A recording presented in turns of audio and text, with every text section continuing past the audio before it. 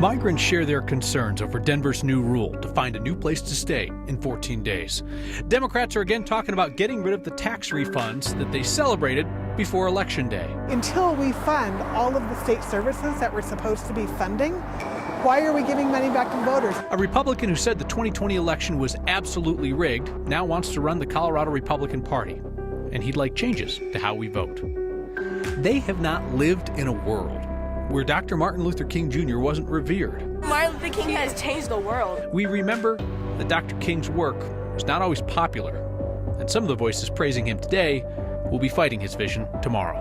All tonight on Next. Migrants who have come to Denver face a ticking clock. The city's giving them 14 days in a city-run shelter before they have to find somewhere else to stay.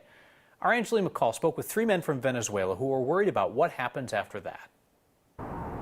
After arriving in Denver, so many Venezuelans felt the hardest part was over. Pues la travesía fue dura porque venimos de muy lejos, venimos atravesando muchos países, la selva, Panamá, Costa Rica, Nicaragua, Guatemala, México y bueno, hasta poder llegar aquí. Buscando una calidad de vida mejor para mis hijos y para mí, buscando un trabajo estable, donde uno se pueda ganar el dinero uno mismo y buscar una estabilidad. These 3 friends, Luis Jose, Jonathan, and Yoandre Javier, are learning that there are still obstacles to their future dreams.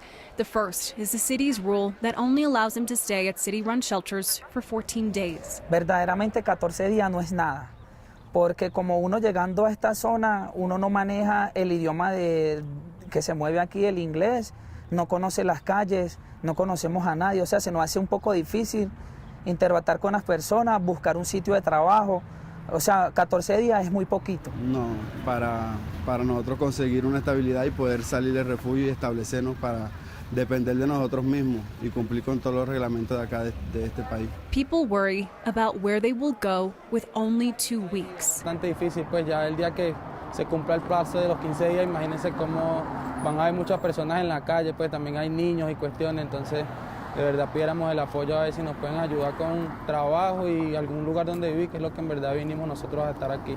They all want the same thing, stability. Mayormente por la crisis económica que hay en el país, que uno trabaja y verdaderamente el trabajo no alcanza para uno sobrevivir. Bueno, por un lado sí estoy contento, quisiera en verdad poder conseguir un empleo pues para poder ya yo centrarme aquí, poder hacer mi vida, poder ayudar a mis familiares, pues que son los que tengo en Venezuela y los que en verdad me necesitan a mí, pues que fue el propósito por el cual muchos de nosotros estamos aquí. With so little time, they need to come up with a plan. Pues la verdad no, el plan es en estos 14 días tratar de conseguir un empleo pues que pueda por lo menos agarrarlo de una semana para poder con otros compañeros poder por lo menos alquilar algo para vivir. Pues. They're hoping the city offers them a little extra time. Agradecido, pero creo que 15 días es muy poquito para uno buscar a dónde establecerse y conseguir un trabajo. Hay muchas personas que están en el refugio que aún no tienen un trabajo, muchas que no cuentan con un trabajo y la mayoría, pocos van a quedar aquí en Denver y todavía no tienen ese trabajo para poder irse, para poder independizarse por ellos mismos. Pedimos un poco de próloga y paciencia. No es suficiente y 14 días en un refugio te pasan así, porque como no tienes el día ocupado, sino que estás ahí metido en esa cuestión, ahí en ese refugio, las horas pasan y la preocupación hacia ti como ser humano incrementa, porque sabes que un día más es un día menos en el refugio. Entonces lo que pedimos es ayuda, que si pueden extender un poquito más el tiempo. The city says they do not have the resources or the infrastructure to maintain this level of sheltering. They say that by limiting the number of days, they hope that people will find better options quickly. The city says that they do indeed feel that 14 days is enough, and at this time do not plan on extending their time frame.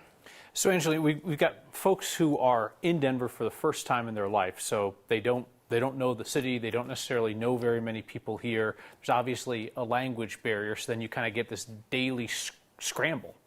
Right, exactly. And so you might have heard at the end that one of them said every single day that you're at a shelter, it's basically like a lost day, right, in terms of that 14-day time period. So you have to remember they can leave the shelter, and many of them try to. Some of them do indeed get lost during that process, though, just because they don't know the city. And then with that language barrier, it's really hard to make a network of people to try to even find a job that will take them. Angeline, thank you very much. Denver Mayor Michael Hancock defended the 14-day rule last week on PBS NewsHour. The mayor said that the rec center shelters were never intended to be a long-term thing, and the city is developing other options. But we have to return our rec centers to their intended purpose sooner than later. And it's nothing humane about, trying to house migrants on the floors of our gymnasiums and the rec centers where they really don't have the proper facilities. The Hancock administration told us that the 14-day rule is based on quote-unquote best practices from other cities. And they feel it gives nonprofits enough time to connect with the migrants. Now, you talk to those advocates and you'll hear concern that 2 weeks is not enough time, especially for families, to find new housing. Estoy realmente, más que nerviosa, estoy indignada porque por lógica la gente tiene que entender que 14 días no es suficiente y me preocupa, es preocupación ver cuánta gente va a quedar en la calle. Hay algunos que traen niños pequeños, hay personas incluso embarazadas. The city says it will work with migrants on a case-by-case basis if they're struggling to find other resources within the 14 days. Remember that state tax refund you got back before the November election, the $750 or $1,500 TABOR refund, the one that the Democrats gave a new name so they could take credit for the refund that they had previously tried to kill? Well, you got the refund, Democrats got elected in droves, and now there's a new effort by Democrats to end those refunds. Here's politics guy Marshall Zellinger. Those big lottery-sized checks showing $1,500 and $750, those were part of your state-mandated TABOR refund sent early last year. The ones celebrated by Democrats prior to the November election. So 10 days ago, before the legislative session began, we emailed all 100 state lawmakers. Granted, 2 of them have since resigned. We asked 3 questions. Should TABOR refunds always be sent out early like last year? Should we end TABOR refunds and let the state keep the money, which would require voter approval? And should we do away with voters approving tax increases, which would also require voter approval first? The replies were limited. I heard back from 17 Republicans and only 3 Democrats. Until we fund all of the state services that we're supposed to be funding, why are we giving money back to the voters? You have roads that are less drivable. You have, kids that are less educated. State Representative Kathy Kipp is one of the 3 Democrats. She's preparing a bill to ask voters to let the state keep future TABOR refunds. So not only would the $750 or $1,500 not come early, it would not come at all. We need long-term, sustainable funding so we can pay our teachers and do what the people expect. Her bill, which if passed, would put an issue on the November ballot, asking voters to forego future TABOR refunds, and that money would go to the state education fund. We need to use this money to attract and retain teachers and student support staff. In 2019, voters rejected Proposition CC by 8 points. CC would have let the state keep your TABOR refund for schools and roads. People have been talking about, well, at the point we get to the bottom, right? We get to rock bottom and the school districts don't have any money, blah, blah, blah. Then we will solve the problem. I think we're there. Back to my 3 questions. Of the 17 Republicans to respond, 14 wanted early refunds, and all said no to ending them and no to removing voter approval for tax increases. Of the 3 Democrats to respond, all want to end TABOR refunds, and 2 specifically said they're in office to make tax increase decisions on behalf of voters. 2 additional aspects to point out. Under this proposal, the state would still use some of the TABOR overage to fund a senior and veteran property tax exemption. That wouldn't go away. And to fund affordable housing, which voters approved this past November. Also, school district funding is mainly funded through local property taxes. When a school district doesn't get to 100% of what it expected, the state's supposed to backfill that. Sometimes it still doesn't get to 100%. But when it comes to giving teachers raises, whether the money is there or not, that decision is the local school district to make, not state lawmakers. The money could be there. School district, they could be like, well, thanks, but we'd rather spend money somewhere else. Or, yeah, we'll use some of that money and we want to raise pay. Yeah, because that idea of local control is obviously integral to the system here in Colorado. So as much as state legislators might want to change that, that's the system. Right. And this is, I guess, the funding that, hey, if you say you don't have enough money, we'll create a funding mechanism, but on the honor system that if you use it, you have to use it for this. So please use it for that. But voters have said this in the past. No. There was a failed issue to get on the ballot last year that polling by David Flaherty from Magellan Strategies, polling showed that voters were in favor of it, but it just never got on the ballot. This may be the opportunity to see if voters really do approve it now, 4 years after saying no. What do they think? Marshall, thank you. There are Coloradans who are going to get a fresh start in life, thanks to you. Your latest Word of Thanks microgiving campaign has raised $12,000 for Community Works, a nonprofit that helps people with barriers to employment find jobs. They do that through job training and apprenticeships, through mentoring, and through direct placement with employers who believe in second chances and are ready to hire. Your weekly campaigns have raised $10 million and counting for more than 100 nonprofits in every corner of our state. If you have an idea of a great nonprofit that could use our help, email me next@9news.com. A Republican who lost in a blowout now wants to lead the state GOP, promising to get rid of mail-in voting and Colorado's current voting machines. We celebrate the legacy of Dr. Martin Luther King Jr. in the words of Coloradans. It's support for your community and fighting for what's right. And some words of my own about politicians who praise Dr. King today and fight his vision every other day. That's next.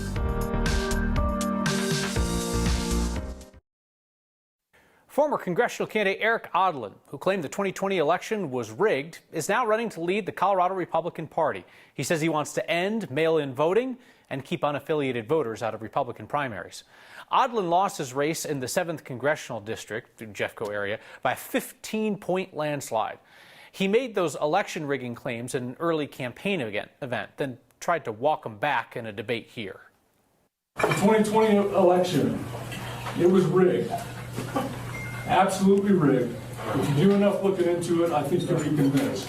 You additionally said that the election had been undermined by fraud, corrupted, and we now have an illegitimate government in power. You believe that we have an illegitimate government in power? I've nuanced my perspective and my statements, recognizing the divisiveness of that language. So I've evolved. I'm not a politician. I started that speech I gave was the first speech I gave in the U.S. Senate race. We tried and failed that day to get an answer from Odlin on whether he still believes the election was quote-unquote absolutely rigged, or if he just knows that he should not say that aloud anymore. Odlin's campaign announcement says that he is dedicated to, among other things, quote, getting rid of the current voting machines. Odlin's decision to run for state GOP chair also marks a change of heart on this issue. His spokeswoman told us back in December that he was not going to run. A couple of other candidates have already lined up to try and lead the Colorado GOP after its worst election losses in decades. There's Casper Stockham, who has lost 3 bids for Congress and who blamed Antifa for the January 6th insurrection at the Capitol. And there's conservative activist Aaron Wood, best known for protesting drag shows around town and organizing this protest in a Boot Barn parking lot where the GOP's current leaders were insulted as whores.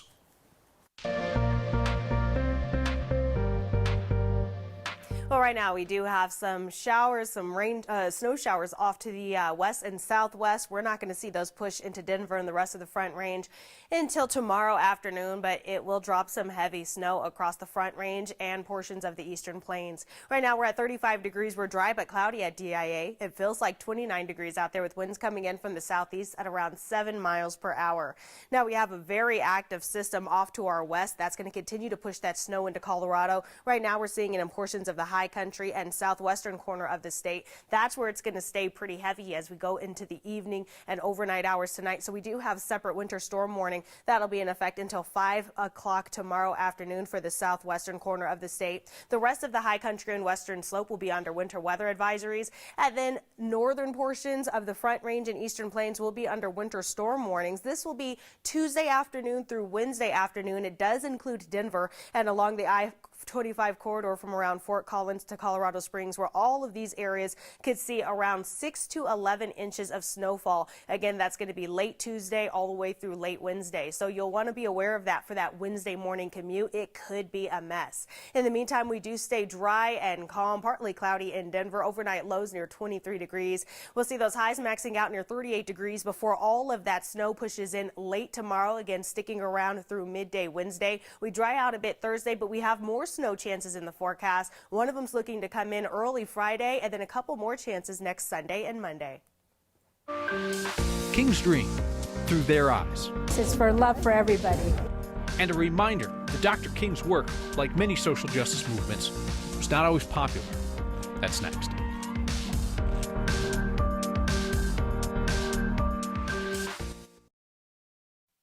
Thousands of people made their way through the streets of Denver today for the annual Martin Luther King Jr. Day Parade. Talked with Coloradans about what Dr. King's legacy means to them today. We're in Denver, Colorado at the Martin Luther King Parade. It's called a parade with an M. Right, it's marade. Marade is a combination of the word march and a parade. We have thousands of people out here just kind of celebrating MLK's legacy. He's a legacy. He's important. Martin Luther King has changed the world. More than any other human being.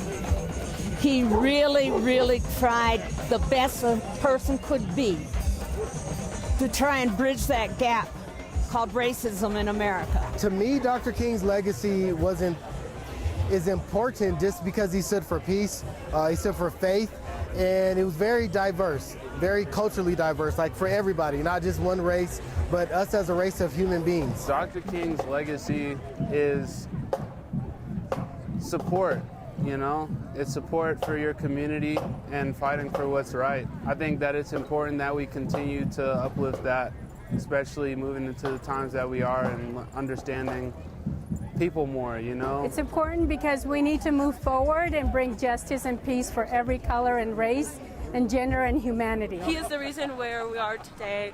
He has done so much for us, bring equality and stuff like that. So we're just here to support that, and we're very proud we're together right now.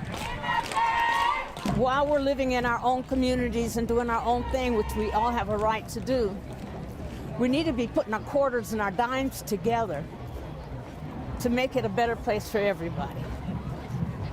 Ashe. That means, and so it is. Every Martin Luther King Jr. Day, it's worth remembering that the universally beloved image of Dr. King that exists today is not what he faced from Americans when he was alive and doing the work of racial justice. And knowing that fact is also an invitation for us to reflect on today's social justice movements.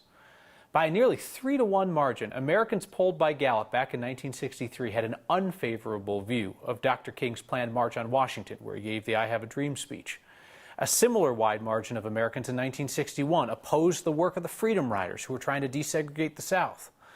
White Americans, polled in 1966, were asked if African American demonstrations for civil rights helped or hurt the cause. 85% of white Americans said those demonstrations hurt more than they helped. Fast forward to today, and you'll see powerful people praising Dr. King, even if they work against his goals every other day of the year. For all of us who believe in Dr. King's dream, we should measure whether their words match their work. We should also consider whether they support social justice causes that face the same kind of criticism as Dr. King's work did when he was alive. You spotted some flat 14ers in Colorado. It's different. That and your feedback next.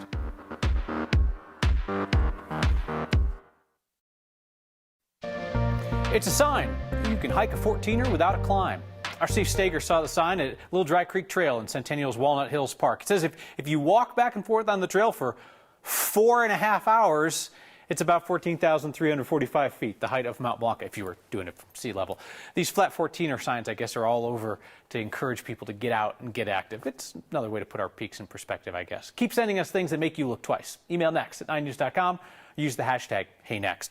Dory writes in tonight to say, isn't it against the law for migrants to work while they're going through the immigration process and for businesses to hire those undocumented workers? How are they going to find jobs in 14 days? My understanding, Dory, of the asylum process, which some but not all migrants are in, is that after 150 days, they can ask the government for permission to work. Certainly, there are employers who are hiring people before then, and you heard from the folks who are just looking to find a job so they can get by, take care of their families. See you next time.